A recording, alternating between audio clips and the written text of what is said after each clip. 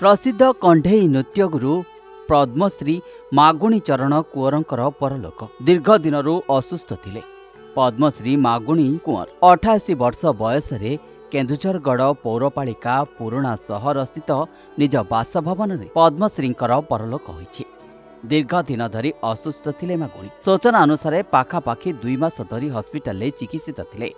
प्रथमे तांकर अवस्था गुरुतर हेबारु तांको चिकित्सा पाई भुवनेश्वर किम्स स्थानांतर करा।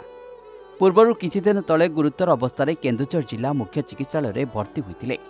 एहा पूर्वरु से वार्धक्य जंत्रणा रे पीड़ित थिले मागुणी, जेउथिपाई से प्रत्येक दिन मेडिसिन व्यवहार करुथिले। एप्रिल मासरे हठात तांकर देह हाथ बिंधाबिंधी सहित अत्यधिक दुर्बल होई पड़िथिले। खरा एवं गरम जुगु एपरि होइथाइ पारे बोली डाक्तर परामर्श क्रमे परिवार लोके उदा कपड़ारे तांको शरीर को पुछिथिले, किंतु तापरे मध्य से एते दुर्बल होई पड़िथिले जे बिछणारू उठी पारि नथिले। फलरे तांको चिकित्सा पाई हस्पिटाल ले भर्ती करा जायतिला।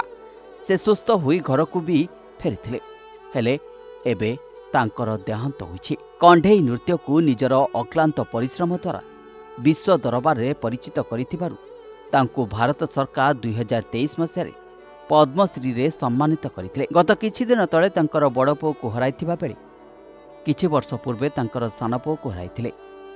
एही सब दुख घटना को भाबी भाबी तांको शरीर असुस्थ होइतिला। तांको मृत्यु परे परिवार लोके भांगी पड़िथिबा तांको घर को शेष दर्शन पई स्थानीय लोकंक सुओ छुटिछि। प्रशासन पक्षरु तांको गार्ड ऑफ ऑनर दियाजिबो बोली जणा पड़िछि। ब्यूरो रिपोर्ट, प्रतिदिन टीवी। मोबाइल फोन और सांगसाथी आपणक पिलाटीर पाठपढ़ा और कैरियर को प्रभावित करुछि कि आपण सेति विवृत कि तेबे आज ही आसंतु आपण चाहुथिबा मन लागी संपूर्ण आवासिक स्कूल